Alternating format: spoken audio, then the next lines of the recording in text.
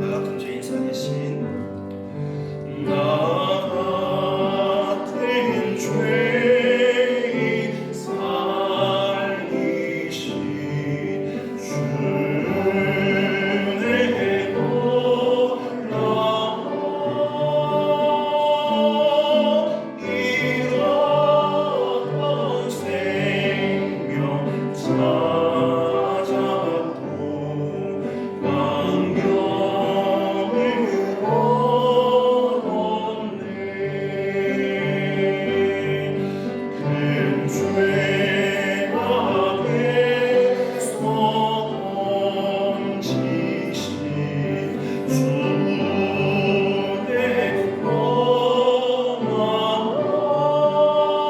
나처럼 믿을 그 시간 귀하고 귀하다.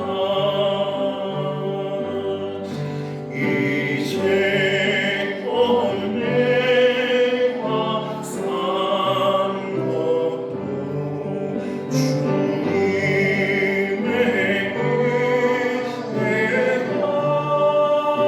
은혜라. 또 나를 장차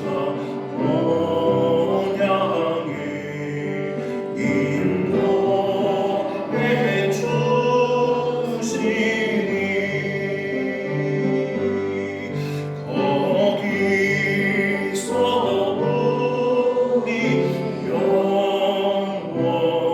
인도해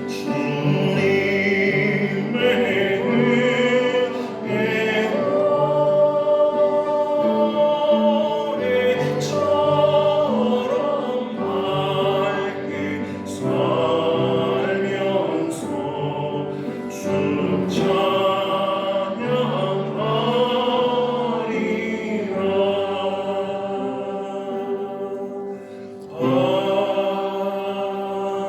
아멘.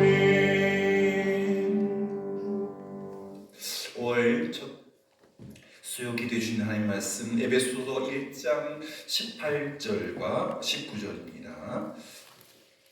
두 절밖에 되지 않기 때문에 저와 여러분 함께 하도록 하겠습니다. 에베소서 1장 18절 19절 말씀 같이 읽겠습니다. 시작. 너희 마음의 눈을 밝히사 그의 부르심의 소망이 무엇이며 성도 안에서 그의 기업의 영광의 풍성함이 무엇이며 그의 힘의 위력으로 역사하심을 따라 믿는 우리에게 베푸신 능력의 지극히 크심이 어떠한 것을 너희로 알게 하시기를 구하노라. 아멘. 오늘 설교 제목 한번 읽어볼까요? 시작. 부르심의 소망. 할렐루야. 부르심의 소망. 18절 말씀에 여섯 글자가 정확히 기록되어 있죠. 너희 마음의 눈을 밝히사 그의 부르심의 소망이 무엇인지 알아야 한다. 그래서 오늘 설교의 제목은 부르심의 소망입니다. 방금 읽어드린 함께 읽었던 본문 말씀에서 에베소 교회의 성도들을 향한 사도 바울의 두 번째 기도 제목이 들어있습니다. 다시 한번 주목해 보시기를 바라면서 특별히 빨간 글씨를 마음에 새겨 놓으십시오. 너희 마음의 눈을 밝히사 그의 부르심의 소망이 무엇이며 성도 안에서 그 기업의 영광의 풍성함이 무엇이며 그의 힘의 위력으로 역사하심을 따라 믿는 우리에게 베푸신 능력의 지극히 크심이 어떠한 것을 너희로 알게 하시기를 구하노라. 아멘. 이게 바울의 에베소 교회를 향한 성도님들을 향한 기도입니다. 꽉 차 있는 흠이 없는 풍성한 교회이지만 그래도 또 부족함이 있지 않습니까? 18절 말씀 소도에 보면 뭐라고 써있죠? 너희 마음의 눈을 밝히사. 너희 마음의 눈을 밝혀야 한다. 그러니까 지금 에베소 교인들의 그 마음의 눈이 어떻다는 거예요? 밝다는 거예요? 어둡다는 거예요? 예? 어둡다는 거죠. 에베소 교회는 상당히 좋은 교회인데 그래도 성도들의 마음의 눈이 어둡다. 그래서 밝혀야 한다. 밝혀야 한다. 지금 제가 풀독이 올라가지고요. 가려움을 진정하는 약을 먹었더니 좀 졸려요. 그리고 눈꺼풀이 자꾸 이렇게 나이 들어서 그런지 자꾸 이제 어머님이 눈가가 침침해진다. 자꾸 안 나와야 되는 눈물이 난다 그랬는데 이제 뭔지 알겠어요. 자꾸 이렇게 침침해지니까 글씨가 두 개로 보여요. 약을 먹어서 피곤하기도 하고 밝혀져야 됩니다. 그죠? 에베소 교회 성도들의 마음의 눈이 멀었다. 조금 더 심각하게 이야기하면 눈이 멀었다. 뜨고 있지만 잘 보이지 않는다. 그러면 우리는 어떨까요? 우리도 마찬가지입니다. 사도 바울이 오늘까지 사역했다면 물질을 따르고 죄악된 세상으로 이끌리며 우리 안에 가득한 욕심 때문에 혹은 사단의 시험 때문에 볼 것을 보지 못하는 우리의 영적인 상태를 간파하고 에베소 교회의 성도들뿐만 아니라 오늘 우리를 위해서도 바울은 기도했을 것입니다. 주여 성도들의 눈을 밝혀주셔서 세 가지를 보게 해 주십시오. 몇 가지? 세 가지. 오늘 그 세 가지 얘기할 거예요. 두 가지 아니고 한 가지 아니고 네 가지 아니고 몇 가지? 세 가지. 발산교회 성도들의 눈을 밝혀주셔서 세 가지를 꼭 보게 해주십시오. 그 세 가지가 뭐냐? 첫 번째는 읽을까? 시작. 부르심의 소망이 무엇인가? 눈을 밝혀 꼭 보아야 할 것입니다. 그런데 이게 뭐의 문제라고요? 소명의 문제. 여러분 간결하게 물어보겠습니다. 왜 사십니까? 죽지 못해? 어찌? 지난 주일날 3층에서 그 기울이 유아 세대 준비하면서 제가 그 어머님께 세례문답 1번, 소요리 문답 1번. 왜 사람이 살아가는 목적이 뭐냐? 하나님을 즐거워하고 영원토록 기뻐하는 것. 그것 한 글자도 틀리지 말고 다 외워오라 했어요. 왜 사십니까? 죽지 못해? 네? 아니요. 하나님을 즐거워하고 영원토록 기뻐하기 위해서. 내가 살아가는 것이 하나님의 기쁨이니까 살아가는 거지. 뭐 그냥 살아가는 게 절대 아닌 거죠. 그런데 그 삶의 원동력, 무엇 때문에 사는가? 우리가 부르심을 받았는데 그 부르심이 왜인가? 두 번째, 시작. 기업의 영광의 풍성함이 무엇인가? 기업이 어렵죠? 유산입니다. 유산. 제가 말씀드렸지 않았어요? 아버님이 유산을 다 분배했다고. 작은 누나에게 2분의 1, 저한테 4분의 1, 동생한테 4분의 1, 다 도장 찍어서 공중에 놓았어요. 이제 어머님, 아버님이 돌아가시면 그렇게 집행이 됩니다. 큰 누나, 셋째 누나 잘 살고 미국에 살고 뭐 이래서 유산이 없습니다. 둘째 누나, 저 동생한테만 갑니다. 우리가 천국에 가면 아마 우리 이봉매 권사님도 그 천국에서 기업 받으시겠죠. 늘 기도하시던 그 하늘나라 갔을 때 어떤 기업을 받는가? 믿음의 사람이 이 땅에서 하나님의 축복을 어떻게 받는가? 그것이 기업의 영광의 풍성함이 좀 어려운데 하나님의 선물, 하나님의 축복 그것입니다. 쉽게 말하면 영적 기업, 영적 상급에 관한 문제입니다. 세 번째, 시작. 베푸신 능력의 크심을 알게 해달라. 오늘 여기 우리가 두 발로 걸어 올라와서 예배할 수 있고 찬양할 수 있다는 것이 은혜입니다. 하나님이 얼마나 크신 능력으로 우리를 축복하셨는지, 우리에게 베푸신 하나님의 능력의 크심과 또 그것을 알게 해달라. 하나님의 능력을 인지하는 그것에 관한 문제인 것이죠. 첫 번째, 우리는 소명의 문제, 부르심의 소망이 무엇인지 살펴보도록 하겠습니다. 사도 바울은 부르심의 은총을 분명히 깨달았던 사람입니다. 180도 돌아선 사람이거든요. 저도 그런 선명한 부르심을 깨달았으면 좋았을 것 같아요. 왜냐하면 아버님과 같은 방향으로 가기 때문에 돌이켜서 왔을 때 그 확실한 느낌이 없거든요.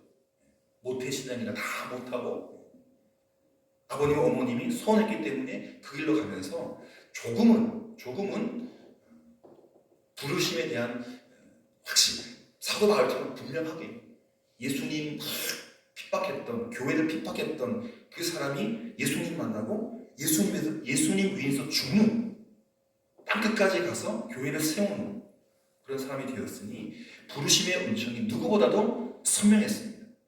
그는 예수님을 만나서 소명을 받고 생애가 완전히 바뀌었습니다. 사도행전 9장 15절에 보면 하나님은 사도 바울을, 이 사람은 내 이름을 이방인과 임금들과 이스라엘 자손들에게 전하기 위해 택한 나의 특별한 그릇이다. 그 그릇에 뭘 담았느냐? 복음을 담았다. 여러분, 그릇으로 치자면 이 사도 바울이라는 그릇은요, 최고예요. 뭐 가능할지 모르지만 다이아몬드로 그릇을 만들었다 과언이야. 질그릇?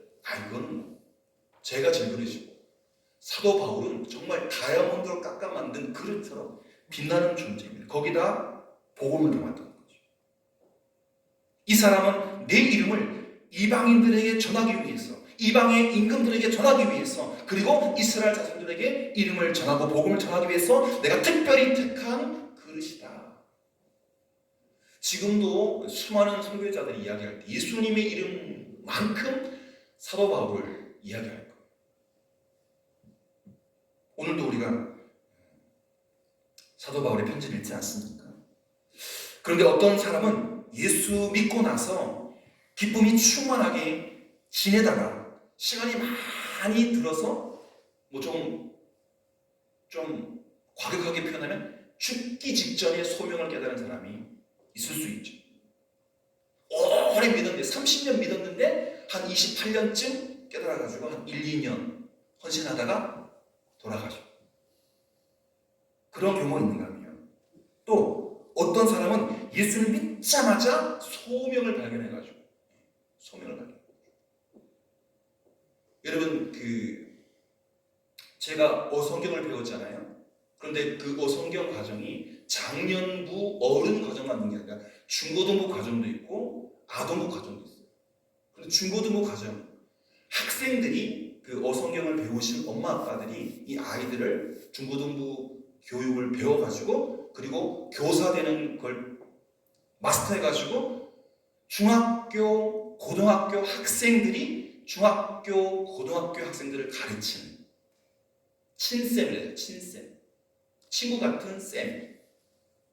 그런데 어른들은 10대 이 중고등부 아이들한테 말을 잘못하면 안 돼요. 그러면 계속해서 잔소리가 되는데, 말을 많이 하면 안 되는데, 강의록대로 짧게 해야 되는데, 오히려 이 친쌤, 친구 같은 동갑 선생님들은 말을 많이 해도 다 듣는데요. 왜? 친구니까.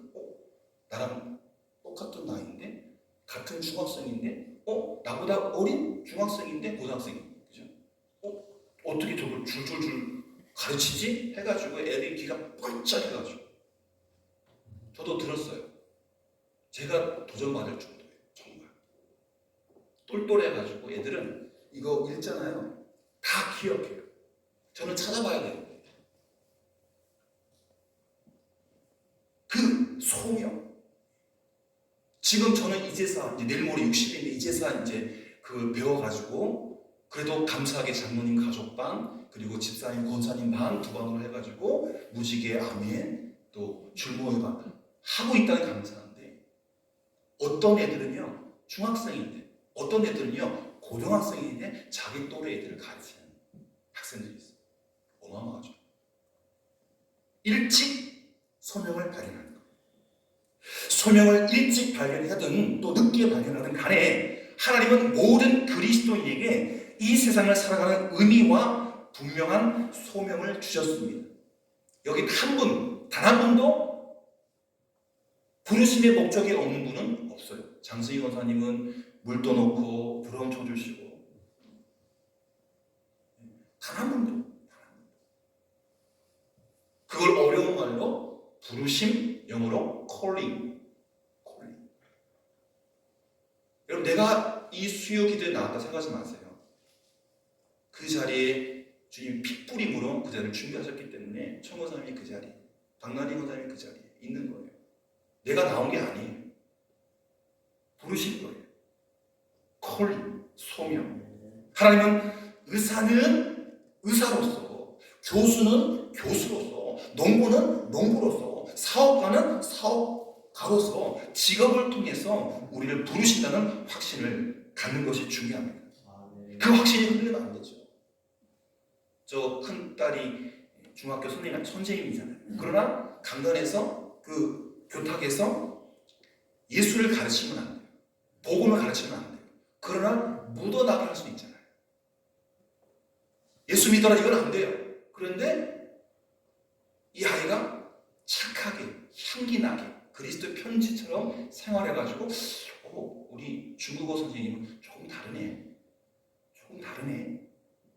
그게 느껴진다. 그리스도를 닮아가는 말과 생각과 행동들, 사랑과 섬김과 나눔이 있는, 그러면 다른 선생님 같지 않네.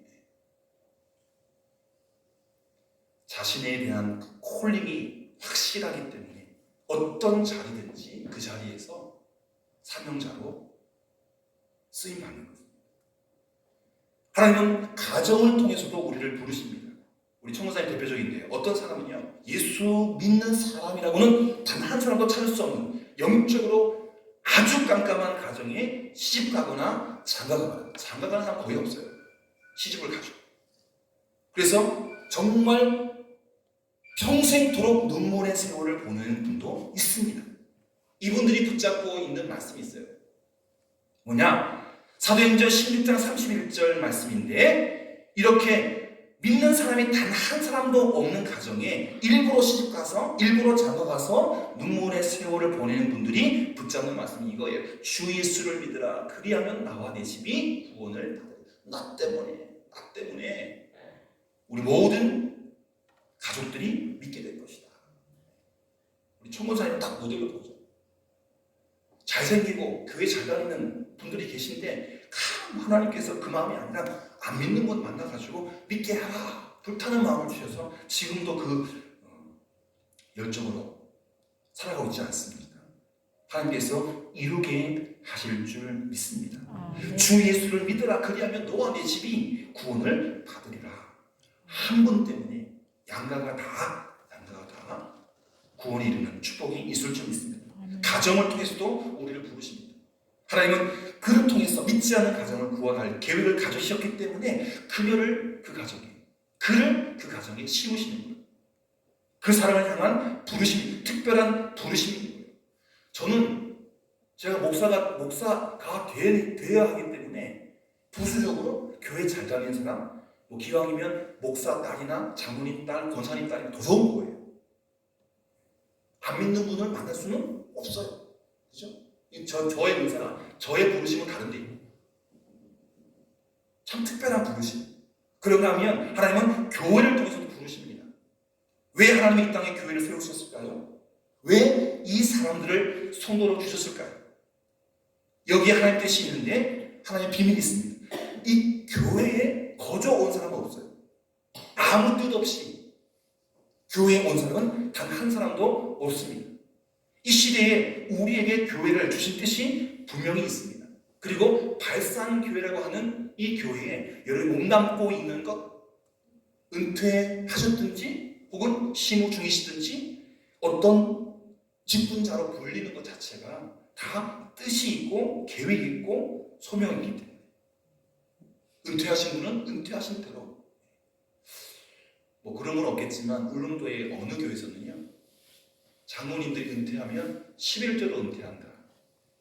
제가 알기로는 그 명의랑 뭐 부직계로 꽤 1년에 몇 천만 원씩 버는 분인데 이제 은퇴하셨으니까 11조 은퇴한다. 교회는 꼬박꼬박 나오시는데 그런 분들이 계셔가지고 그 교회가 힘이 들어요.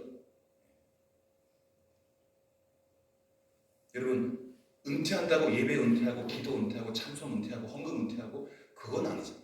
그죠? 근데 지금도 생각하면 좀 안타까워요. 정년이 되어서 그 힘있게 일하는 일을 내려놓는 것은 마찬가지. 예배하고 기도하고 찬송하고 주님께 헌신하는 것은 은퇴가 없습니다. 장건사님 정말 팔이 떨려가지고 드럼 스틱이 힘들 그 순간까지 쳐주십시오. 그래야 또 집사람 힘이 나니까. 저도 힘이 나니까. 교회에 단 한 분도 거저 의미 없이 다닌 분은 아무도 없어요. 우리는 교회가 당면한 문제를 조금 더 적극적으로 생각하고 또 하나님 주신 은혜와 뜻을 생각하고 전진을 해야 합니다. 하나님의 부르심이 있어요. 저는 이 강단을 생명 걸고 지켜야 하고 여러분 지금 그 자리, 늘 그 자리 지정석이시죠. 그 자리를 지켜주셔야 합니다. 그게 바로 소명입니다. 내 자리를 지키는 것. 할 수 있다면 내가 그 자리를 떠날 때 누군가 그 자리를 대신 치운다면 더 좋으시겠죠. 두 번째는 기업의 문제입니다. 기업. 바울이 에베소 교회 성도들이 두 번째로 깨닫기 원하는 것은 기업의 문제인데 하나님께 무엇을 받았느냐, 어떤 은혜를 받았느냐, 이 땅을 살아가면서 또 천국에 가면 그 하나님의 유산을 갖는 그것에 대한 그 풍성함에 대해서 깨닫기를 원했다는 거죠. 여러분 오늘 어젯밤에 잤습니다. 오늘 아침 눈 떴습니다. 안 아파요. 살아있어요. 감사할 일이죠. 그게 은혜라는 거죠. 어제 우리 윤부중 원사님 그 신방을 했는데 지난 토요일날 죽을 것 같이 허리가 아프셔가지고 근데 원사님이 그 전에 아파가지고 앰뷸런스 타고 응급실 갔더니 거의 막 100여만 원이 깨져가지고 그걸 다 참으신 거예요. 아시지만 지난 주일날 복대 메고 오셔가지고 월요일인가 늦게 가셨잖아요. 지금 조금 나아지죠. 힘들죠. 그런데 또 주사 맞고 조금씩 나아지고 있어요. 그리고 그 전에 계속 허리가 아프셨는데 의사분들이 하셨던 말씀, 허리 아픈 거 지절로 낫는다. 일단 크게 아프니까 주사를 맞았는데 또 조심하면 나아진다. 어젯밤에 찾아뵙고 제가 후회했어요. 그리고 부탁을 드렸어요. 권사님 다음에 또 그렇게 정말 까딱하지 못할 정도로 아프시면 집사람에게 전화해라. 제가 이제 자면 이 전화벨이 울려도 진동이기 때문에 못 들을 수 있거든요. 집사람은 좀 예민해서 받아서 깨워서 제가 가서 앰뷸런스 대신에 병원 가야 되잖아요. 앞으로 여러분 진짜 비상 상황이 되면 무조건 집사람에게 전화하십시오. 제가 깨서 119 구급 대원처럼 어디로 모셔다 달라고 하는데 다 모셔다 드리겠습니다. 우리가 어떨 때는 심각하게 아파요. 지금 주사 때문에 덜 아프신 거지만 하나님께서 또 만져주시잖아요. 근데 그걸 참고 또 주일날은 또 복대 차시고 예배 나오셨어요. 참 감사합니다. 하나님께서 우리 그런 믿음의 사람들에게 어마어마한 축복과 은혜를 주시는 줄 믿습니다. 바울은요 그 기업의 풍성함, 영광의 풍성함을 이야기하면서 풍성하다. 이게 적다는 겁니까? 많다는 겁니까? 찰랑찰랑하다는 것입니까? 넘친다는 것입니까? 풍성하다, 넘친다. 그리스도인들은 영적 기업, 영적 유산에 관해서 눈을 떠요. 내가 하나님의 아들로, 하나님의 딸로 무엇을 받았는가? 과거에. 지금 무엇을 받고 있는가? 앞으로 이 땅에서, 그리고 천국에서 무엇을 받을 것인가? 어느 순간인지 모르지만 이봉무의 권사님, 다 지어진 이 동네에 쓰여져 있는 권고사님도 같이 가는 게 아니에요. 권고사님 집 따로 있고, 이봉무의 권사님 따로 있고, 남편도 집 따로 있고, 완공됐기 때문에 이 타이밍에 불러가신 적이 있습니다. 그리고 그 황금 열쇠 어느 순간인가 받아 계실지 아니면 내일 받으실지 가보면 주님이 다 장만하는 영원히 살지. 여기는 인생 나가내잖아요. 근데 그 집은 영원히 살지. 우리의 유산, 영적 기업. 그런데 그 여호수아서 14장을 보면 레위 지파에게는 땅을 주지 않았어요. 기업을 주지 않았어요. 여러분, 그래서 열심히 헌금하셔야 됩니다. 그래야 레위인이 살 수가 있어요. 레위인은 재산이 없어요. 지금 뭐 제가 유일한 재산은 5년 할부하고 있는 자동차밖에 없어요. 재료가 된 재산. 아버님 그 뭐 코딱지만한 그 아파트 4분의 1 아직은 아버님 겁니다. 여러분, 레위인들은 땅이 없어요. 재산이 없어요. 그래서 하나님께 성전에 있는 걸로 제사 드리고 또 어떤 부분은 태워드리기도 하지만 어떤 부분은 아예 제사장들이 나눠 먹으라. 그런 부분이 있어요. 그래서 하나님을 기대하고 또 성도들의 그 예배 생활을 도우면서 레위 지파는 각 마을에 뭉쳐 사는 게 아니라 각 마을에 흩어져 살게 되어 있어요. 이스라엘의 하나님 여호와께서 그들의 기업이 되어주심의 흔적입니다. 르우벤이나 유다나 베냐민 모든 지파들은 자기끼리 모여 살지만 레위인들은 모여 살 수가 없어요. 각 마을에 다 흩어져서 그 마을에 예배드리는 사람들을 통해서 그 드림을 통해서 살아가는 것입니다. 그래서 특별히 레위 지파 사람들은 하나님이 기업인 거예요. 하나님이 주시는 것, 예배하는 자들을 통해서 주시는 것으로 먹고 살겠다. 이스라엘 하나님 여호와께서 그들의 기업이 되십니다. 우리는 하나님의 아들됨에 대한 영적 기업의 축복을 알아야 하고 또 용서의 축복도 알아야 합니다. 그래야만 세상에서 이 땅에서 물질과 세상의 모든 유혹과 세상적인 모든 것에서부터 자유롭게 살 수 있는 것입니다. 여러분, 하늘의 것에 약한 사람, 하늘에서 받을 것에 대해서 관심 갖지 않은 사람은 세상에 말려 들어갈 수밖에 없습니다. 어제 저녁 9시 뉴스인데 오늘 새벽에 봤는데요. 부인들이 도박에 빠져가지고 이 상처서 옮겨 다니는 도박에 빠져가지고 현장에서 붙잡혔어요. 억대 도박, 화투, 고스톱 했겠죠. 고스톱 해가지고 걸렸어요. 남편이 집에 안 들어오는 그 부인 때문에 신고해가지고 2달을 쫓아다니면서 잡았다. 현행범으로 체포합니다. 하늘의 소망을 두지 않으니까 그 화투 때려가지고 1억 벌어가지고. 근데 여러분, 그 판돈 있잖아요. 그 장소 마련해준 그 나쁜 놈들한테 예를 들어서 1억이 왔다 갔다 10분의 1이 그 장소 마련해준, 하우스 마련해준 사람이니까 다 먹어간다 하더라. 참, 세상이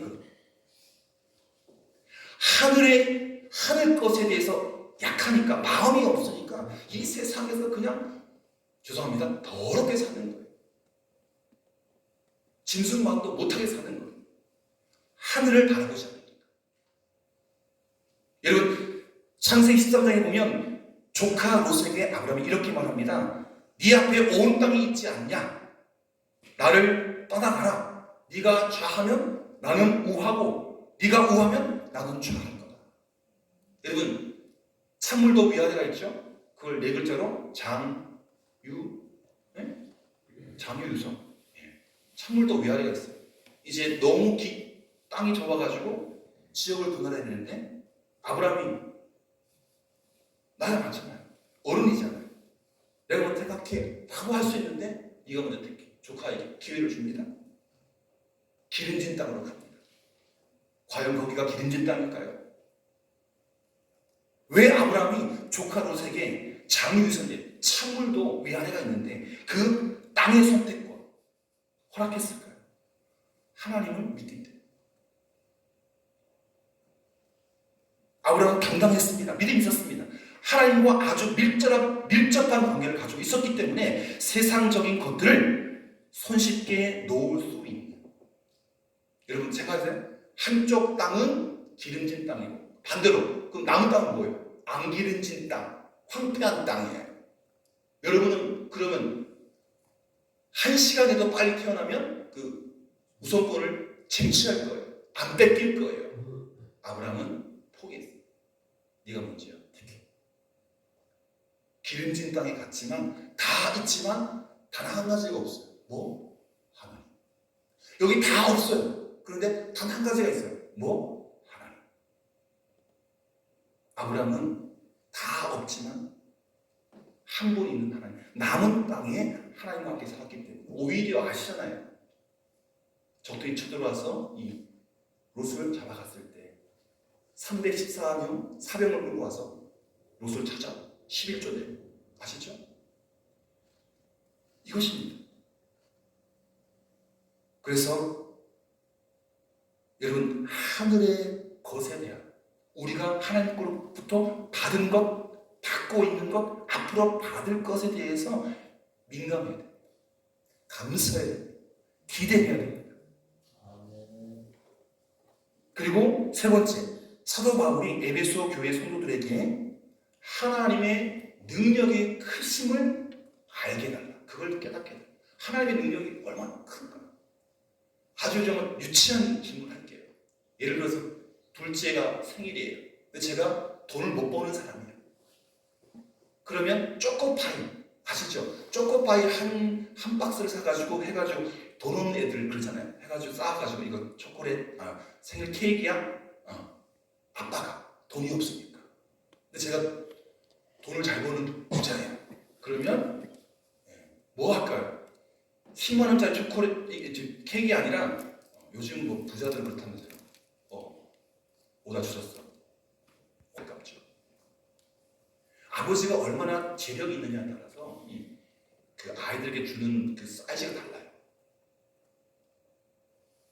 하나님의 능력, 정말 지질이 못 사는 아버지처럼 정말 찌질하게 주실까요? 아니잖아요. 하나님 다 갖고 계세요. 이 세상의 최고 부자도 갖고 있지 못한 걸 하나님은 다 갖고 계세요. 그러니 그 하나님의 능력의 크심, 그 덧입혀 주심을 여러분 기대하시기를 바랍니다. 그런데 이 하나님의 능력의 크심, 특별히 에베소서에서 말하는 것은요, 부활의 능력입니다. 예수님을 믿는 우리에게는 부활의 능력이 죽어도 죽은 게 아니야. 그죠? 이봉배 권사님 이 땅에서는 돌아가셨어요. 어디로? 돌아가셨어요. 사라진 게 아니라 돌아가셨어요. 하나님부터. 이게 부활입니다. 예수 믿는 우리에게는 부활의 능력이 있습니다. 즐거워하십시오. 감사하십시오. 우리에게는 부활이 있기 때문에 고난이나 억울함이나 매맞음이나 손해보는 것까지도 참아낼 수 있고 기뻐할 수 있어요. 매맞는 만큼, 손해보는 것만큼 하늘에서 대받을 것입니다. 왜 그렇습니까? 사도 바울의 선포를 보십시오. 고린도서 15장 55절 사망아 너의 승리가 어디 있느냐? 사망아 네가 쏘는 것이 어디 있느냐? 쏴봐. 죽는 것 같지만 난 천국에 있다. 난 부활한다. 예수님의 부활의 고백이긴 하지만 바울의 고백이에요. 사망아 네가 승리한 게 아니야. 나 죽어도 죽은 게 아니야. 외할머니 파묘했다 그랬잖아요. 그죠? 이 땅에 아무것도 없어요. 남은 거 다 태웠어요. 그런데 그날 제 마음속에 할머니는 더 크게 어머님도 마찬가지. 이모님은 어머니보다 나이가 좀 적으신 너무 몸이 안 좋으셔가지고 이조사 전 형님하고 누님 보내고 마셨는데 얼마나 안타까웠을까. 하나님도 기억하시고 그분을 아는 모든 분들이 기억합니다. 죽은 게 아니에요. 사라진 게 아니에요. 천국에 가 계신 거예요. 부활은 죽음을 초월하기 때문에 부활신앙은 현재의 고난을 뛰어넘습니다. 부활신앙은 내가 억울하고 이해받지 못하고 손해보는 것들조차도 극복하게 합니다. 예수 믿는 사람은 쉽게 말해서 세상에서 손해보도록 부름받은 사람입니다. 손해보면 손해볼수록 천국에서 따블로 받거든. 100만 원 손해봤다? 1000만 원. 1000만 원 손해봤다? 그 다음 몰라. 제가 이제 숫자 약해가지고 억까지는 이제 하겠는데 그 다음 예수 믿는 사람은 세상에서 손해보도록 부름받은 사람, 그리고 천국에서 가품을 받는 사람, 억울함을 당하도록 부름받았습니다. 여러분 로마서 8장 18절입니다. 생각하건대 현재의 고난은 장차 천국에서 우리에게 나타날 영광과 비교할 수가 없다. 우리 고난 받잖아요. 복음 때문에, 교회 때문에, 주님 때문에 고난 받잖아요. 그런데 나중에 천국에서 받을 영광과 상급과 비교할 수 없으니 복음 때문에, 교회 때문에, 주님 때문에 고난 100가지면 100가지, 1000가지면 1000가지 자체에서 받으십시오. 하늘에서 비교할 수 없는 영광을 누리실 줄 믿습니다. 여러분 부활 뒤에는 뭐가 있을까요? 예수님이 부활한 다음에 뭐 하셨죠? 승천. 오늘도 제가 그 오천교회 가서 1층에서 30까지 좋은 큰 엘리베이터 타고 올라갔는데 부활 뒤에는 하늘로 올라가는 승천이 있습니다. 예수님을 모델로 생각하면 부활 뒤에는 반드시 승천이 있습니다. 베드로전서 3장 22절 그는 하늘에 오르사 하나님 우편에 계시니 천사들과 권세들과 능력들이 그에게 복종하느니라. 아멘. 주님은 오셨던 그 자리로 돌아가셨어요. 그리고 지금도 하나님과 함께 공동 통치를 하고 있어요. 여러분 요즘에 그 뉴스 보니까 김정은이죠? 김정 맞죠? 김정일, 김일성, 김정 어린 딸이 옆에 있잖아요. 되게 닮았더라고요. 포성포성한 그 따님이. 근데 뭔가 이제 뭐 우리에게 주는 사인이 있어서 그렇겠지만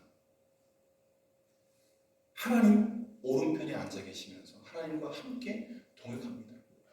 처음부터 그랬어요. 창조를 할 때 하나님이 우리가 사람을 만들자. 어떻게 만들까? 예수님이 이야기하고 성령이 이야기하고 하나님이 또 지금도 마찬가지. 다시 그 자리에 올라가셔서 하나님과 함께 하십니다. 여러분 교회의 머리는 바로 예수님이죠. 그리스도를 통해 보여주시는 하늘의 영광은 곧 성도의 영광임을 믿습니다. 여러분 하나님이 일을 할 때나 전도할 때나 교회를 섬길 때 혹은 직장에서 일할 때나 가정에서 일할 때 하늘의 영광을 보지 못하면 피곤해서 일할 수가 없어요. 속상하고 또 힘들어서 그 일을 못합니다. 여러분 하늘의 영광 그걸 생각하면 어디서든지 정말 신바람나게 일할 수 있는 것이죠. 기업의 영광의 풍성함과 하나님의 구원의 능력뿐만 아니라 부활의 능력과 그리스도의 영광과 함께 모든 성도를 영광 가운데로 이끌어줄 그 날, 그 때, 그 광경을 한번 마음속에 그려보십시오. 아마 지금 권사님이 부름받았을 때 빵빠레 걸렸을걸요. 개선장군 돌아온 것처럼 빵빠레 걸리면서 우리 마음은 좀 무겁지만 천국은 단지 모든 성도가 들림받아서 영광스럽게 천국에 올라가는 그리고 상급받는 반짝반짝한 멸류관, 트로피 그리고 영원히 살 저택의 황금 열쇠 그 풍성함 속에서 우리가 주님을 섬긴 줄 믿습니다. 이것이 바울의 기도의 내용입니다. 눈을 떠야 됩니까? 계속 감옥에 있어야 됩니까? 눈을 떠야 되죠. 봐야 되죠. 알아야 되죠. 에베소 교회 성도를 통해서 우리는 믿음과 행동이 조화를 이루는 신앙의 행동 양식을 봅니다. 우리는 믿을 뿐만 아니라 믿는 대로 살아가야 하는 것입니다. 진리를 사랑하는 것만큼 그리스도를 사랑하는 구체적인 행동이 있어야 하죠. 하나님은 우리에게 지혜와 계시형을 주셨고 우리의 마음을 밝게 하셔서 하나님의 부르심의 소망이 무엇인지, 나를 왜 불렀는지, 오늘 왜 살게 하셨는지 깨닫게 하십니다. 그리고 기업의 영광의 풍성, 지금 누리고 있는 은혜, 그리고 장차 하늘에 날아가면 다들 그 영광에 대해서 알게 하고 또 기대하게 하고, 그리고 하나님의 크신 능력을 알게 돼요. 여러분, 어린아이는 불러도 어디다 전화할 줄 모르잖아요. 도둑이 왔는데 어떻게 모르잖아요. 도둑 넘으면 112, 불나면 119 맞죠? 미국은 911. 하나님의 역사하심, 우리가 탁 들리면 알아, 기다려, 갈게. 우리가 기도하고 감사하는 내용이 바로 이것이어야 하는 것이죠. 이 세 가지를 마음에 새기시면서 기쁨과 감사함 속에 은혜 속에 살아가는 우리 모두가 되기를 축복합니다. 기도하겠습니다. 좋으신 아버지 하나님 감사합니다. 조금 무거운 소식이 있지만 그러나 주님께서 주신 그 말씀을 듣고 마음에 새기면서 부르심의 소망을 붙잡고 달려가기 소망합니다. 우리가 이미 얻은 기업의 풍성함이 무엇인지 깨닫게 하시고 주님의 크신 은혜를 날마다 또한 공급받는 저희가 되게 하여 주시옵소서. 예수님의 이름으로 기도드립니다.